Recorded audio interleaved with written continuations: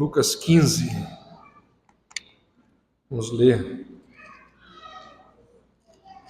a partir do verso 11 até o final da parábola. Certo homem tinha 2 filhos. O mais moço deles disse ao pai: Pai, dá-me a parte dos bens que me cabe. E ele lhes repartiu os haveres. Passados não muitos dias, o filho mais moço, ajuntando tudo que era seu, partiu para uma terra distante. Lá dissipou todos os seus bens, vivendo dissolutamente. Depois de ter consumido tudo, sobreveio àquele país uma grande fome, e ele começou a passar necessidade. Então ele foi e se agregou a um dos cidadãos daquela terra, e este o mandou para os seus campos a guardar porcos. Ali desejava ele fartar-se das alfarrobas que os porcos comiam, mas ninguém lhe dava nada. Então, caindo em si, disse: Quantos trabalhadores de meu pai têm pão com fartura, e eu aqui morro de fome? Levantar-me-ei, e irei ter com meu pai, e lhe direi: Pai, pequei contra o céu e diante de ti, já não sou digno de ser chamado teu filho. Trata-me como um dos teus trabalhadores. E levantando-se, foi para o seu pai. Vinha ele ainda longe, quando seu pai o avistou, e compadecido dele, correndo, o abraçou e beijou. E o filho lhe disse: Pai, pequei contra o céu e diante de ti, já não sou digno de ser chamado teu filho. O pai, porém, disse aos seus servos: Trazei depressa a melhor roupa, vestiu, ponde-lhe um anel no dedo e sandálias nos pés. Trazei também e matai o novilho cevado. Comamos e regozijemo-nos, porque este meu filho estava morto e reviveu, estava perdido e foi achado. E começaram a regozijar-se. Ora, o filho mais velho estivera no campo, e quando voltava, ao aproximar-se da casa, ouviu a música e as danças. Chamou um dos criados e perguntou-lhe o que era aquilo. E ele informou: Veio teu irmão, e teu pai mandou matar o novilho cevado, porque o recuperou com saúde. Ele se indignou e não queria entrar. Saindo, porém, o pai procurava conciliá-lo. Mas ele respondeu a seu pai: Há tantos anos que te sirvo, sem jamais transgredir uma ordem tua, e nunca me deste um cabrito sequer para alegrar-me com os meus amigos. Vindo, porém, esse teu filho, que desperdiçou os teus bens com meretrizes, tu mandaste matar para ele o novilho cevado. Então lhe respondeu o pai: Meu filho, tu sempre estás comigo, tudo que é meu é teu. Entretanto, era preciso que nos regozijássemos e nos alegrássemos, porque esse teu irmão estava morto e reviveu, estava perdido e foi achado. Quando a gente olha para o Israel do primeiro século, nós percebemos que aquela era uma sociedade onde a perspectiva de honra e vergonha era algo muito forte. Lembra lá de Provérbios? Mais vale o bom nome do que as muitas riquezas. As pessoas faziam aquilo que era preciso fazer para manter a honra. As pessoas evitavam tudo que pudesse ser evitado que viesse a envergonhá-las, de forma que elas se esforçavam para agir ali dentro das convenções, das expectativas daquela cultura. Existia ali em Israel um código moral desenvolvido, sofisticado, e grande parte dos judeus viviam pautados naquele código moral para serem admirados, bem vistos. Jamais, ou pelo menos no que dependesse deles, nunca serem envergonhados, nunca passarem por nenhuma vergonha. A violação daquele código de conduta era a pior coisa que podia acontecer a alguém.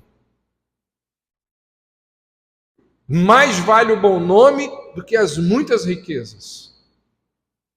Você pode não ter um bom nome, mas você pode não ter riqueza, mas um bom nome você precisa ter. E naquela sociedade pautada nessa questão, nessa premissa de honra e vergonha, ofender alguém era um crime severo. Na verdade, era um crime capital. Quando você olha para a lei de Moisés, a lei prescrevia até mesmo a morte para quem ofendesse a honra do outro. E quando nós olhamos aqui para a história contada por Jesus, o que esse menino faz é muito mais do que ofender a honra do pai. O que esse jovem faz ao pedir a herança é desejar a morte do pai. Então, quando esse menino retorna, quando ele volta da terra distante, quando depois de aprontar todas, ele novamente aparece, naquele contexto ali em que ele está na expectativa de ser recebido pelo pai, pelo menos como um empregado, pelo menos como um trabalhador. O pai, ofendido e maculado na sua honra, aquele pai poderia muito bem não aceitar o pedido de desculpas do filho. Aquele pai poderia muito bem exigir, se ele assim entendesse, o apedrejamento daquele rapaz, que tanto desgosto trouxe a ele. Pautado na lei, ele podia fazer isso. Ele poderia, no mínimo, deixar o menino lá na praça, por alguns dias, sofrendo as zombarias, os escárnios, a humilhação de todo o povoado que certamente passaria ali por ele e falaria um monte. Porque aquela era uma cultura pautada, baseada em honra e vergonha. E nessa cultura, onde honra e vergonha significavam tanto, o profundo desdém daquela comunidade, junto daquele jovem, quase que exigia algum tipo de expressão. Era preciso que ele entendesse que aquilo que ele fez, que os atos dele têm consequências. Era natural, muito natural, que ele passasse por algum processo de humilhação. E ele sabia disso. Ele tinha plena convicção disso. Ele cresceu ali.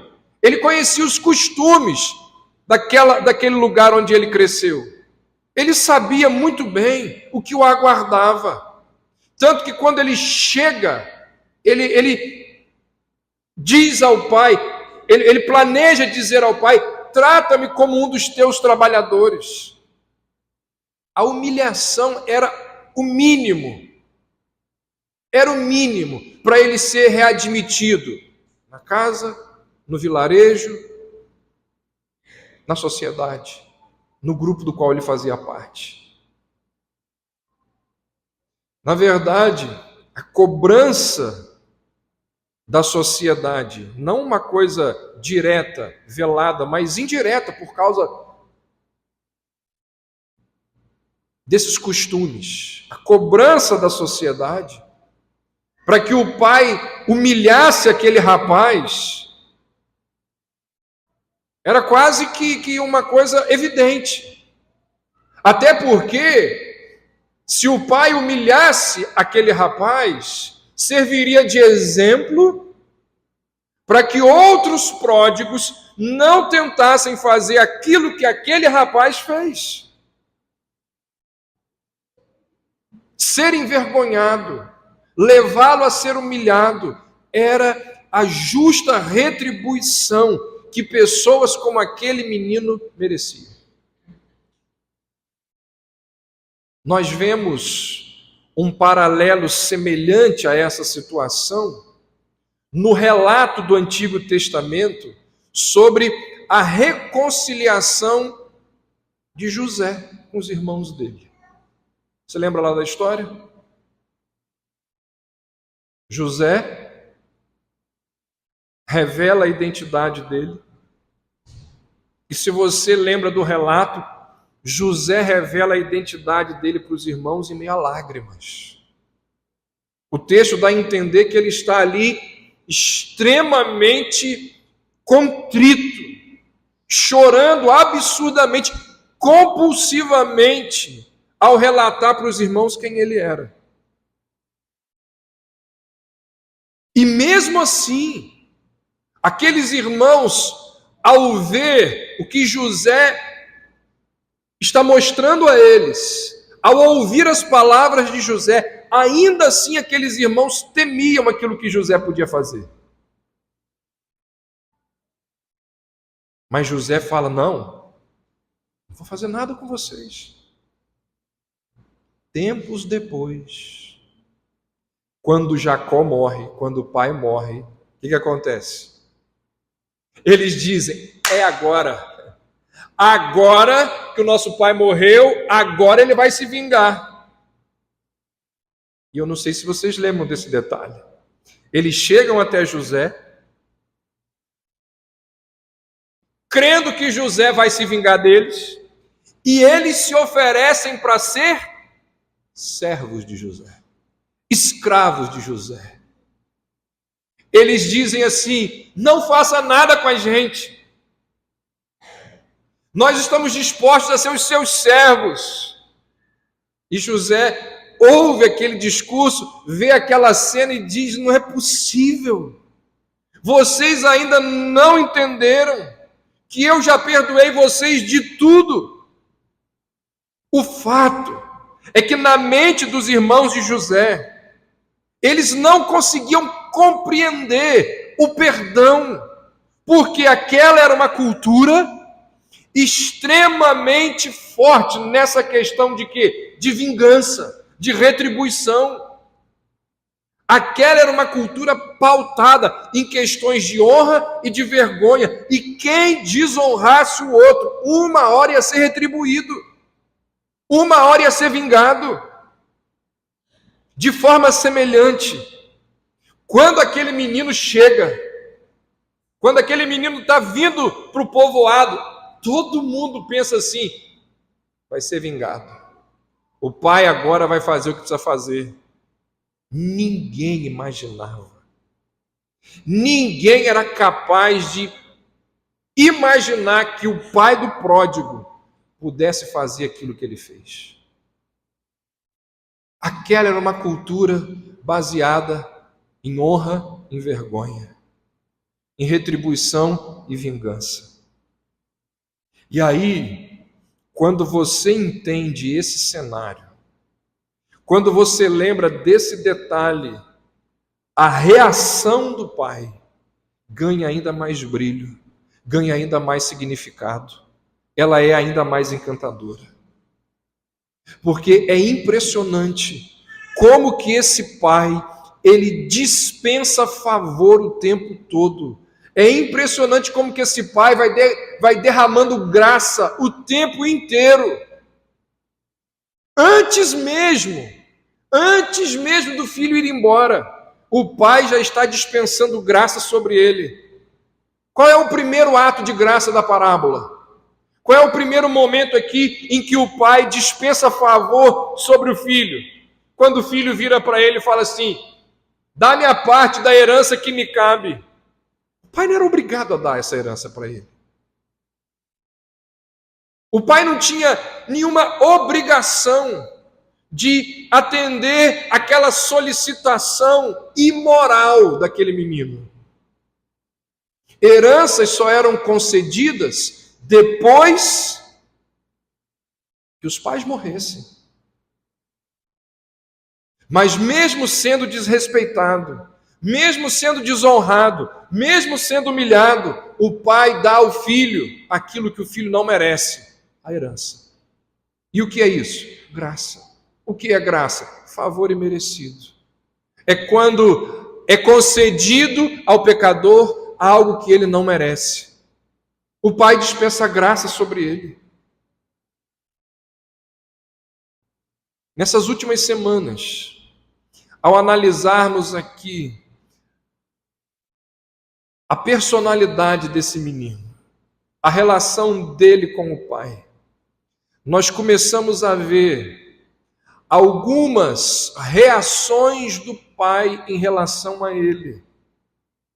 E nós temos visto como que esse pai é extremamente generoso, bondoso, gracioso. E aqui nós ainda temos algo interessante a aprender com esse pai. O verso 20 diz assim: vinha ele ainda longe, quando seu pai o avistou, e compadecido dele, correndo, o abraçou e beijou. Nós já retiramos algumas lições dessa atitude do pai, de correr na direção do filho, de pular no pescoço daquele menino, de dar um abraço nele, de beijá-lo incansavelmente, que é aquilo que o texto nos diz. Mas ainda existe algo aqui que não pode ser esquecido. Ainda existe algo aqui que precisa ser enfatizado. E essa atitude do pai de levantar o roupão, de correr até o menino e de abraçá-lo, de beijá-lo, de impedir que ele entre na aldeia sendo hostilizado e xingado.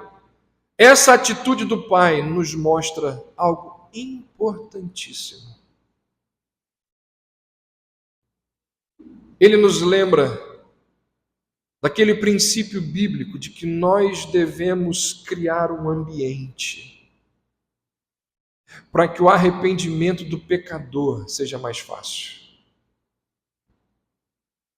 Nós devemos criar o ambiente para que o arrependimento seja mais fácil para o pecador. Preste atenção nisso, isso é muito sério. Isso tem impacto na sua vida, na vida das pessoas que você ama. O que a gente precisa entender antes disso é que o pai, ele não perdoa o filho antes que o filho se arrependa. O pai não concede perdão ao filho sem saber do arrependimento dele. Porque na Bíblia, o perdão só é oferecido a quem se arrepende. Preste atenção nisso. Perdão não é incondicional. O que é incondicional é a compaixão. A compaixão, ela é incondicional. Agora, o perdão só é ministrado, só acontece mediante o arrependimento. Aí você vira para mim e fala assim: mas calma aí, pastor, tem um vácuo aqui. Porque o menino vinha ainda longe e o pai já correu na direção dele. O menino vinha ainda longe e antes que ele falasse alguma coisa, o pai já está abraçando e beijando. E eu vim aqui semana passada e o senhor disse que correr na direção do menino, beijar o menino, abraçar o menino, já eram manifestações de perdão. Como que esse pai sabe que esse menino se arrependeu? Simples. Ele voltou. O fato de que ele voltou mostra que ele está arrependido. Por quê? Porque ninguém voltaria para uma cultura de honra e vergonha se não estivesse arrependido. Percebe que a gente precisa entender os detalhes da época. Algo que eu falei lá atrás.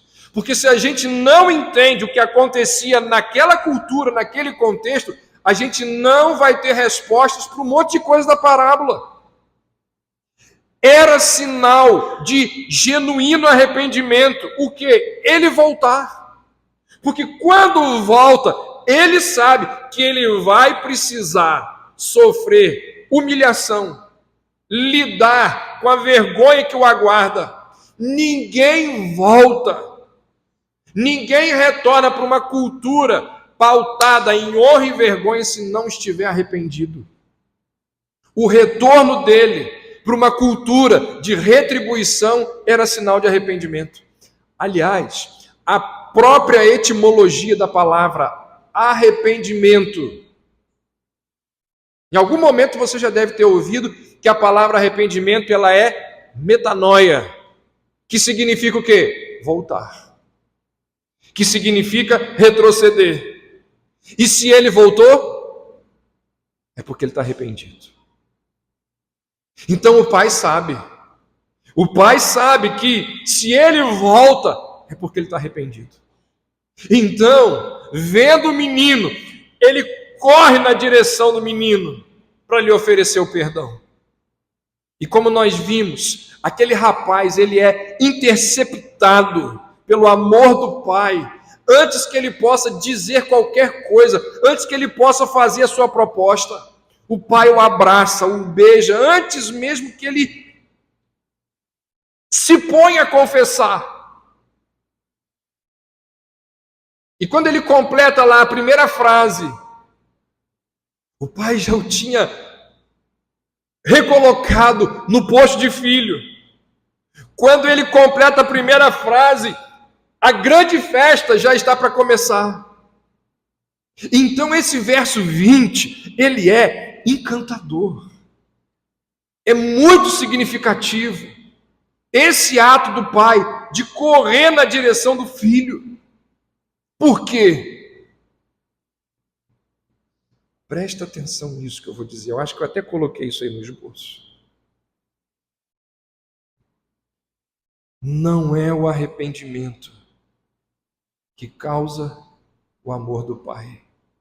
Pelo contrário. A afeição gratuita do pai torna a expressão de arrependimento do filho ainda mais fácil. Vou falar de novo. Não é o arrependimento que causa o amor do pai. Pelo contrário. A afeição gratuita do pai torna a expressão de arrependimento do filho algo mais fácil de ser feito. Isso é um princípio bíblico. O apóstolo Pedro nos ensinou isso. Pedro tem uma palavra muito interessante sobre isso. Pedro vai dizer assim: acima de tudo, tende amor uns para com os outros. Aí o que Pedro diz depois? Porque o amor cobre multidão de pecados. O amor cobre multidão de pecados. O que será que Pedro quis dizer com isso? Como assim o amor cobre multidão de pecados? Será que Pedro está falando aqui de um amor ou de uma categoria de amor que se torna incapaz de ver e de apontar o pecado? Aquele tipo de amor muito comum em avós, em vó, que vê lá as travessuras e as rebeldias dos netos e finge que não está vendo. Ama, aí está lá, ele é o neto. Aquele amor que fecha os olhos, que ignora o pecado. Será que Pedro está falando disso? Claro que não. Óbvio que não. Será que Pedro está querendo dizer, por outro lado, que o amor ele tem um poder expiatório, que perdoa, que redime pecado? Claro que não. Amor não redime pecado. Só há uma coisa que redime pecado: Sangue de Cristo, mais nada. Então o que Pedro diz? O que ele quer dizer com o amor cobre multidão de pecado? Ele está recomendando, Pedro está nos ensinando, nos admoestando, falando que é preciso uma relação afetuosa como algo fundamental para que o pecado seja tratado. Pedro está dizendo que o ambiente gerado pelo amor é poderoso para nos ajudar a enfrentar o pecado. Você sabe do que eu vou dizer aqui agora. Nenhum ser humano consegue enfrentar os seus pecados, os seus erros, num ambiente hostil. Cercado de pessoas que não conseguem acolhê-lo, com olhares acusadores, carregado de suspeita, com conversinha maliciosa, com dedo apontado. Se você chega num ambiente assim, você não consegue encontrar ali um ambiente propício para o arrependimento. Quando você olha para Jesus, quando você lê os evangelhos, você vê que o amor de Cristo, que atraía o pecador, nunca, em momento algum, Cristo ignorou o pecado. Jamais. No entanto, quando Cristo confrontava o pecado, não era ali com o dedo em riste, com um tom acusador de suas palavras, com um olhar reprovador. Ele fazia isso com os fariseus, que eram hipócritas e não queriam se arrepender. Mas quando chegava uma pessoa, como a prostituta, o publicano, gente carregada de culpa, que sabe que é pecadora e que verdadeiramente cai aos pés de Cristo, reconhecendo o que faz, você pode ver que todas as vezes Jesus está cheio de compaixão, terno.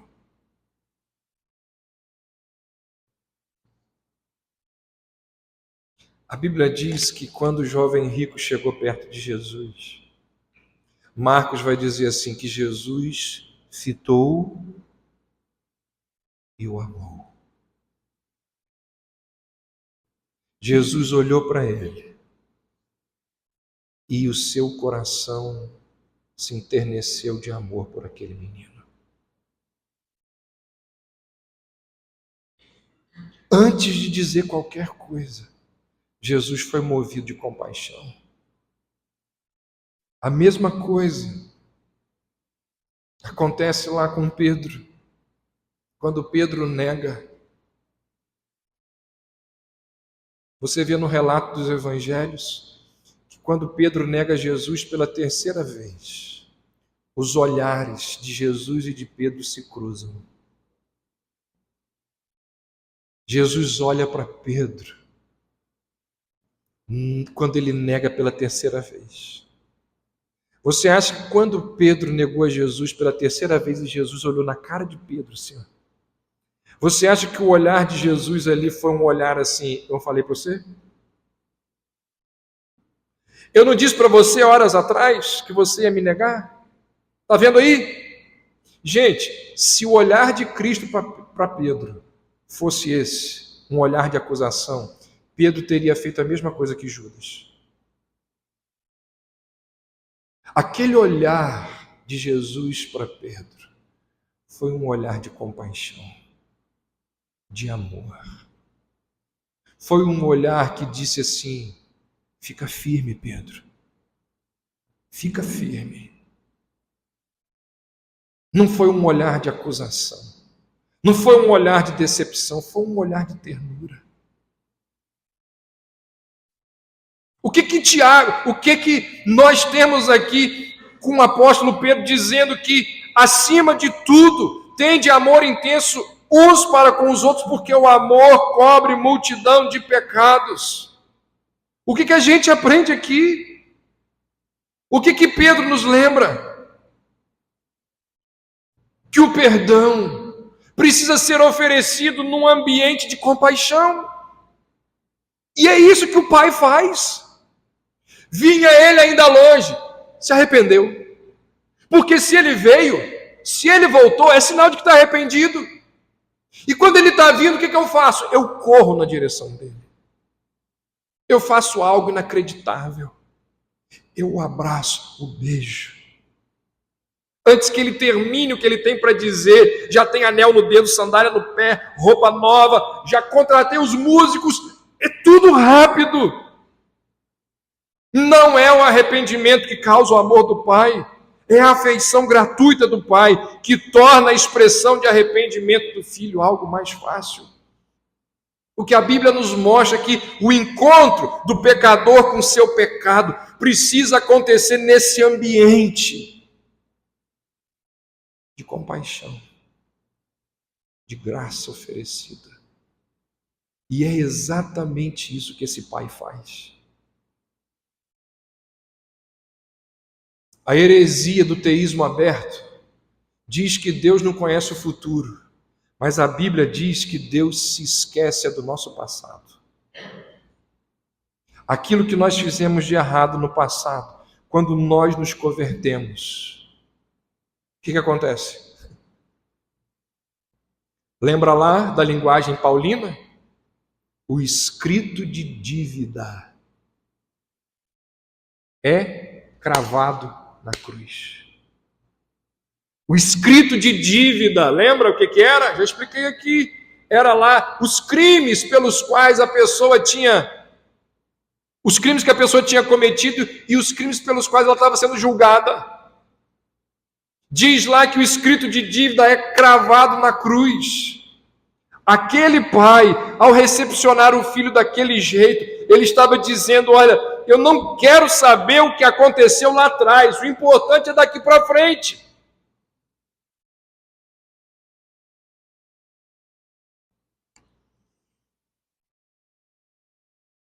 Você sabe disso. Talvez você seja essa pessoa. Muitas pessoas não conseguem ser felizes. Muitas pessoas não conseguem viver uma vida em paz por causa dos seus traumas do passado. Aquilo que aconteceu lá atrás fica assombrando aquelas pessoas. Elas se deixam ser acusadas por Satanás. Elas se deixam ser acusadas por outras pessoas. Elas se deixam ser acusadas pela própria consciência, amarradas, aprisionadas a situações que aconteceram lá atrás. Não conseguem entender o amor do Pai, que se dispõe a esquecer tudo o que passou. Irmãos, é por isso que essa parábola ela é extraordinária. É por isso também, né? Essa parábola nos mostra que quando nós voltamos, quando nós retornamos para a comunhão do Pai, os nossos pecados, eles são esquecidos. Você tem noção disso? Você consegue entender isso? Porque se você não entende isso, você vive uma vida miserável, dando ouvidos a acusações infundadas. Nenhuma condenação há para aqueles que estão em Cristo Jesus. O Pai, Ele vai ao encontro do Filho, como se nada tivesse acontecido. O Pai abraça e beija o Filho, como se não tivesse nada de errado. O Pai ordena aos empregados que removam os farrapos, que tirem a imundície da terra distante. Ele quer, com aquele gesto, com aquela ordem, remover qualquer traço, qualquer vestígio do passado pecaminoso do filho. Essa é uma das primeiras coisas que Deus faz quando o pecador se volta para Ele. O quê? Os erros, os pecados, as iniquidades são esquecidas. Eis que vem dias, diz o Senhor, em que firmarei nova aliança com a casa de Israel e com a casa de Judá. Não conforme a aliança que fiz com seus pais no dia em que os tomei pela mão para os tirar da terra do Egito, porque eles anularam a minha aliança. Não obstante eu os haver desposado, diz o Senhor, porque esta é a aliança que firmarei com a casa de Israel. Depois daqueles dias, diz o Senhor, na mente lhes imprimirei as minhas leis, também no coração lhes escreverei. Eu serei o seu Deus e eles serão o meu povo. Não ensinará jamais cada um ao seu próximo, nem cada um ao seu irmão, dizendo, conhece ao Senhor, porque todos me conhecerão, desde o menor até o maior deles, diz o Senhor, pois perdoarei as suas iniquidades. Completa? E dos seus pecados jamais me lembrarei. Dos seus pecados jamais me lembrarei. O menino está voltando para casa, cheio de culpa, cheio de trauma, cheio de dores. O que o pai faz? Corre na direção dele e prepara o ambiente para o perdão. Que coisa impressionante! Isso é graça. Mas não é só para o filho mais novo que o pai dispensa favor. O que diz o verso 28?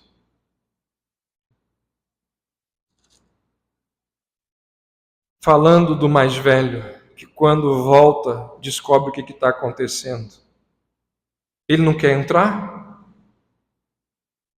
Saindo, porém, o pai procurava conciliá-lo. Depois, lá no verso 31, respondeu o pai, meu filho, tudo que é meu é teu, você sempre está comigo. O pai faz uma proposta ao mais velho, uma proposta tão terna, tão cheia de amor e graça, quanto a proposta misericordiosa que ele fez para o mais novo. Ele está lá no meio da festa, se alegrando, aí chega alguém lá, cutuca ele e fala assim, ó, sai de perto aqui um pouquinho da música, está muito alto, vem cá para te falar. O seu mais velho está lá do lado de fora, quer entrar não. Por quê? Falou que essa festa aí não procede. E está lá, ó, bufando de raiva. O que ele faz? De forma gentil, ele vai até o filho. O verso 28 diz que ele insiste. Daqui a alguns domingos nós vamos trabalhar melhor esse encontro aqui do pai com o mais velho. Ele conversa, ele persuade, ele vai dispensar graça sobre ele.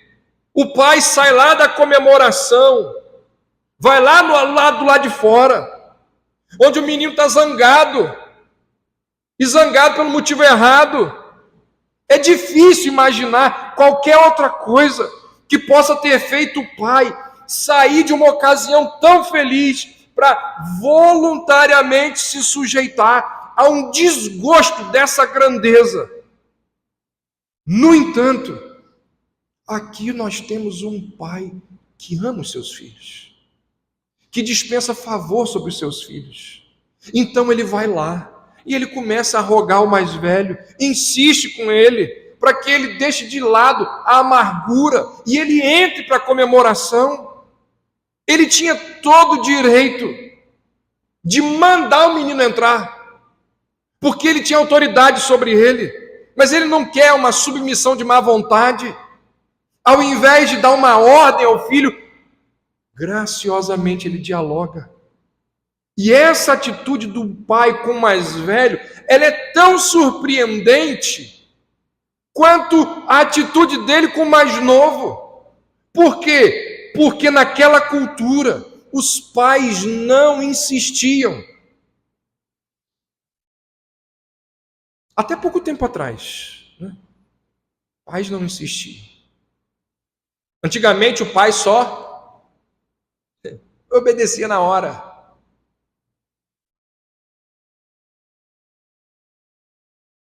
Os adolescentes e jovens não entendem o que a gente está querendo dizer. O pai só fazia assim, ó. Muitos de vocês sabem o que eu quero dizer. Imagina lá no Oriente Médio, há 2000 anos atrás, o pai simplesmente exerce autoridade. Num caso como esse aqui, onde o menino está do lado de fora, fazendo beicinho, dizendo que não vai entrar, ninguém teria ficado surpreso se o pai fosse lá e desse uma surra nele. Mas ele é bondoso, ele é gracioso. E por mais que ele esteja sendo insultado pelo mais velho, que está do lado de fora, zangado, ele vai lá, com misericórdia nos lábios e no coração, atrás do filho, o mesmo sentimento que tinha ido atrás do mais novo, que acabara de retornar.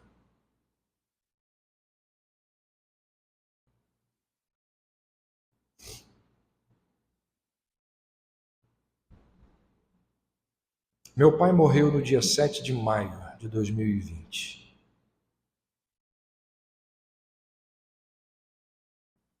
Aquele dia caiu uma chuvinha fina o dia inteiro. Não parava aquela chuvinha.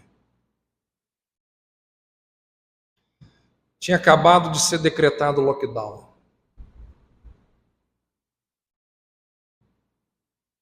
Quando eu recebi a notícia, eu estava passando em frente à delegacia de polícia ali na Barão de Miracema.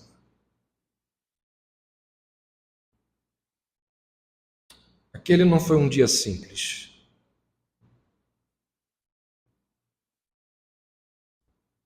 Despedir-se de um pai não é fácil. Muitos de vocês aqui sabem o que eu quero dizer com isso. Eu tenho ótimas lembranças do meu pai. E eu gosto de revisitá-las de vez em quando. E eu fico viajando nelas até que uma lágrima me convida a retornar.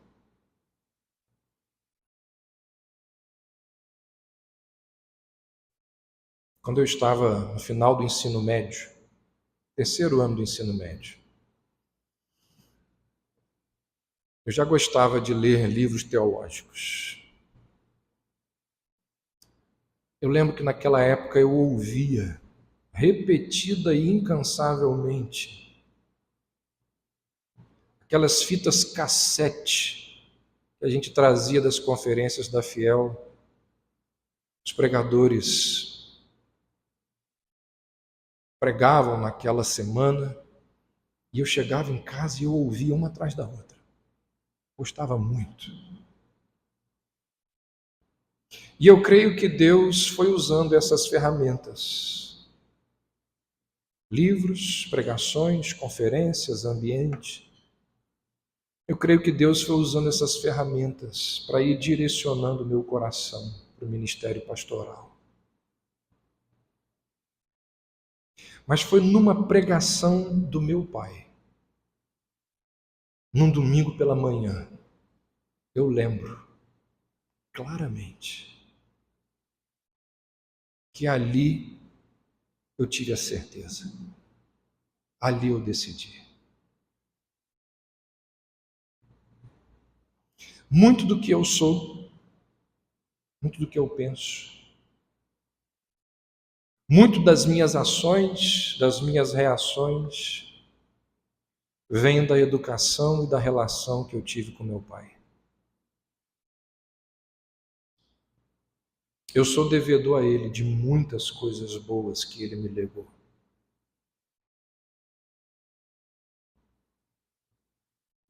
Sou grato a Deus por tantos princípios, valores, tantas lições que eu aprendi com ele. O que eu estou falando aqui, nesse momento, esse meu testemunho aqui poderia ser o seu testemunho. O testemunho de você que já perdeu o seu pai. Ou talvez de você que ainda tem o seu pai vivo. Você também poderia dizer isso, com certeza. Quantos de nós aqui podemos confirmar sobre a influência dos nossos pais nas decisões e posturas que nós temos na vida? É impressionante como que um pai, ou a ausência de um pai, marca a vida de um filho e de uma filha. Tanto para o bem,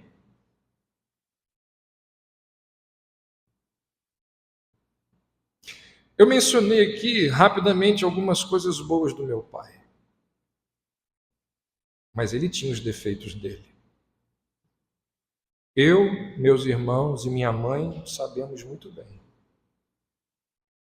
Ele tinha lá os defeitos dele que faziam a gente, assim como Arthur, Alice e Cris sabem dos meus defeitos como pai.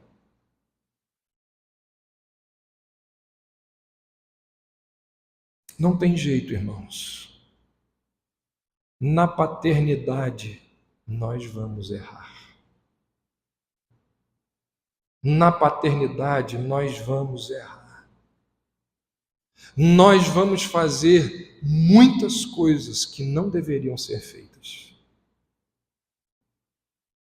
Nós não vamos fazer muitas coisas que deveriam ser feitas. Os nossos filhos carregarão traumas, assim como nós, filhos, carregamos os nossos.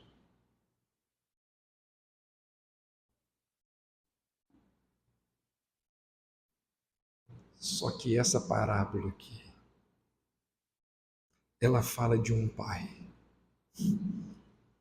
Ela fala de um pai que é o modelo perfeito de pai. Essa história nos conta acerca de um pai que todo filho gostaria de ter.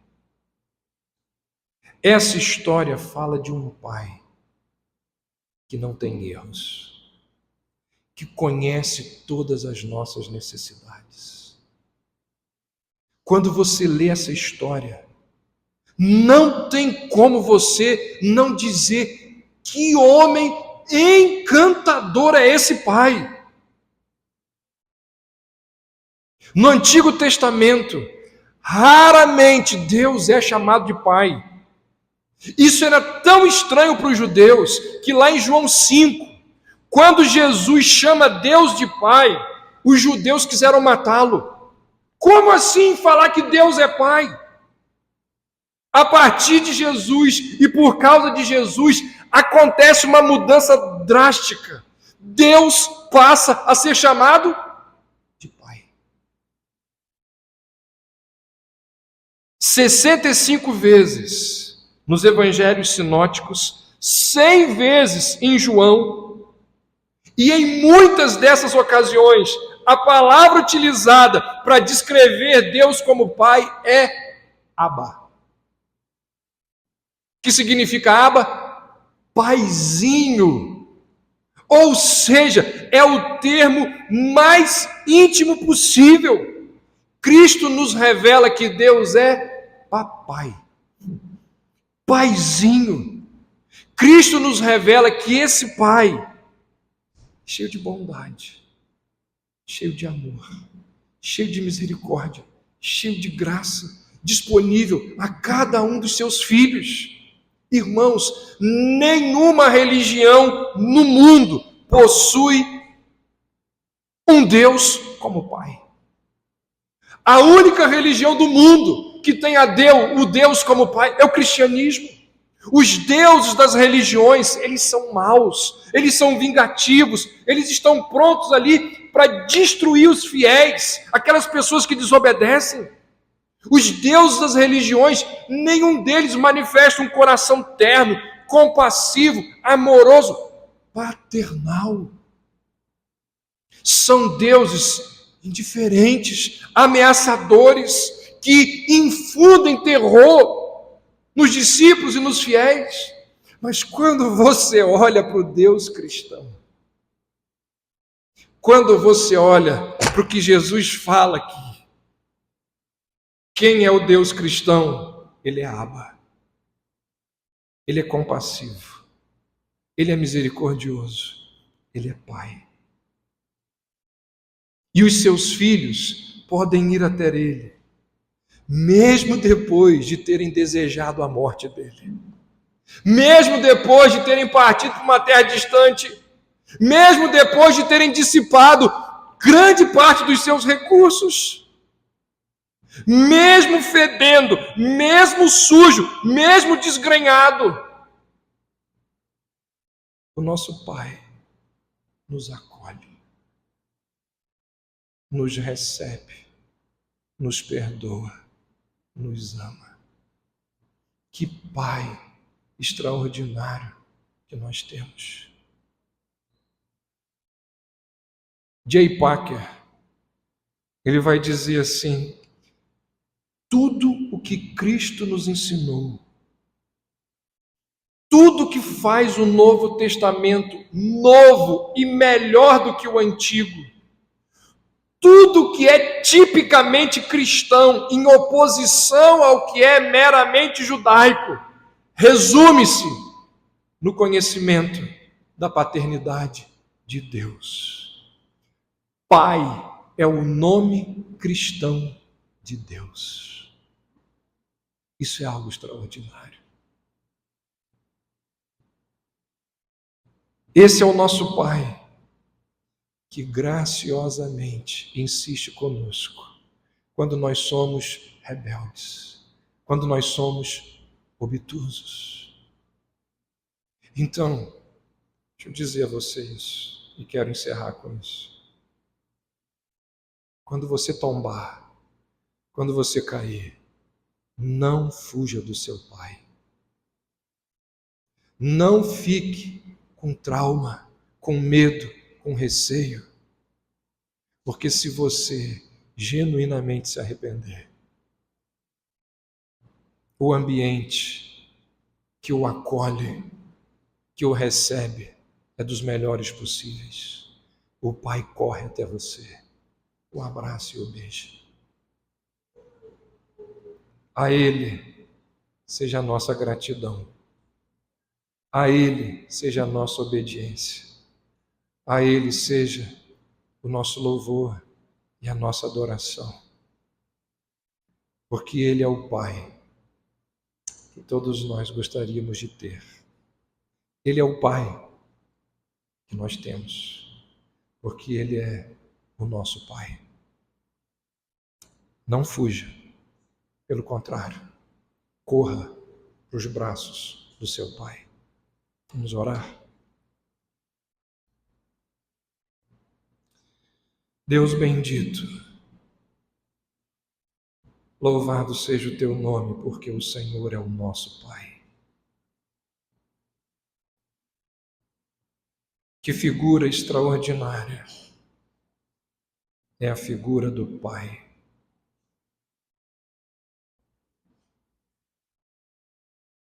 Ó Deus, obrigado pela certeza que podemos ter